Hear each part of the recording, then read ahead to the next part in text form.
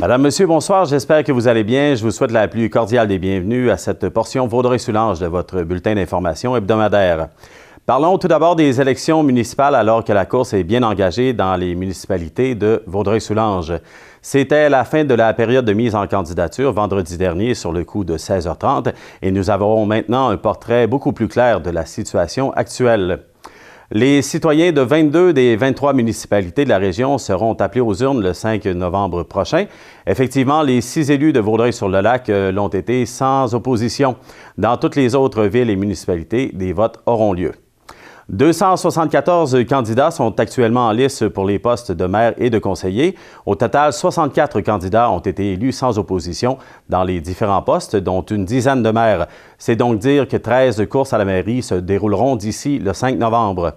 Parmi ces courses, une seule à Hudson permettra d'élire un tout nouveau maire. Les 3 candidats ne sont nullement issus de l'actuel conseil de ville. À Sainte-Justine-de-Newton, les 2 candidats sont des conseillers qui briguent le poste de premier citoyen.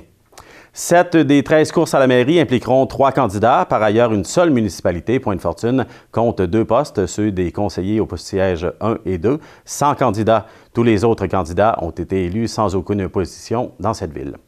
Enfin, permettez-moi de vous rappeler que le débat entre les 2 candidats à la mairie de Vaudreuil-Dorion, Guy Pilon et Pierre Séguin, se tient sur vivamedia.ca et sera diffusé en différé ici même sur les ondes de TVSO au cours des prochains jours.